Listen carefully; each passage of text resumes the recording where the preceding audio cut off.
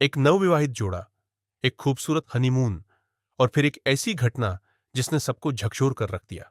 जिस दुल्हन को राजा बनकर ब्याह कर लाया था, उसी ने उसे मौत की नींद सुला दिया। यह कहानी है प्रेम, धोखे, लालच और हत्या की। यह है राजा रघुवंशी मर्डर केस। नई शुरुआत, शादी और हनीमून।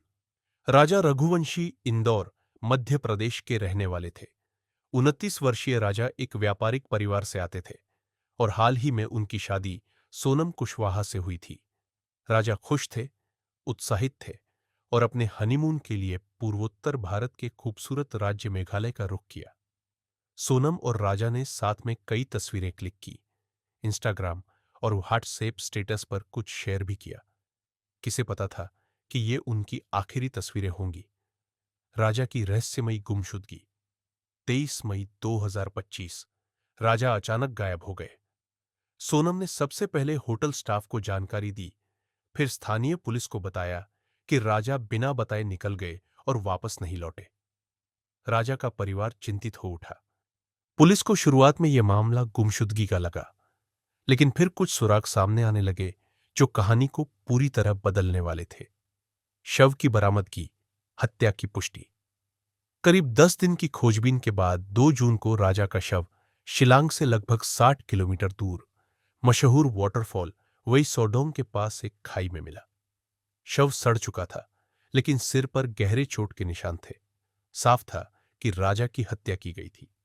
पुलिस अब इसे मर्डर केस मानकर जांच में जुट गई। पुलिस जांच और शक की सुई पत्नी पर जैसे जैसे जांच आगे बढ़ी, पुलिस को सोनम पर शक हुआ। वह घटना के बाद बहुत संयमित थी, ज्यादा घबराई हुई भी नहीं थी। Mobile call record, WhatsApp chats और ट्रैवल डिटेल्स ने चौंकाने वाला खुलासा किया। सोनम अपने एक्स बॉयफ्रेंड राज कुशवाहा के संपर्क में थी। इस बात ने पुलिस को चौंका दिया। क्या यह मर्डर प्रेम प्रसंग का नतीजा था? साजिश की परतें खुलती है। जांच के बाद पता चला कि सोनम ने अपने पूर्व प्रेमी राज कुशवाहा के साथ मिलकर हत्या की योजना बनाई थी।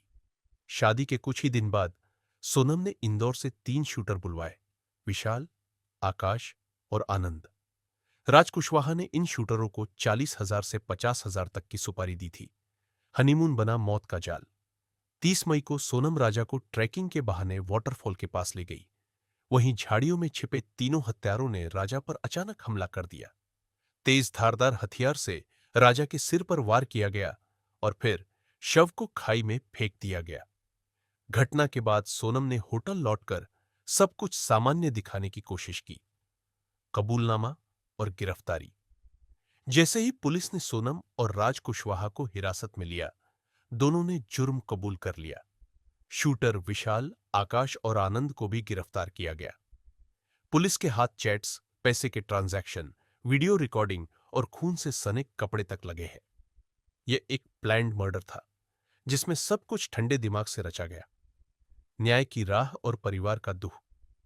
राजा के परिवार ने मीडिया से बात करते हुए कहा, हमने अपने बेटे को भरोसे के साथ एक नई जिंदगी शुरू करने भेजा था, लेकिन उसकी ही पत्नी ने उसका जीवन खत्म कर दिया। यह धोखा नहीं, अपराध है। सोशल मीडिया पर जस्टिस फॉर राजा ट्रेंड करने लगा। लोगों ने इंसाफ की मांग शुरू कर दी। पूरे देश की निगाहें इस केस पर टिकी है। अब आगे क्या? सोनम, राज कुशवाहा और तीनों शूटर पुलिस हिरासत में है।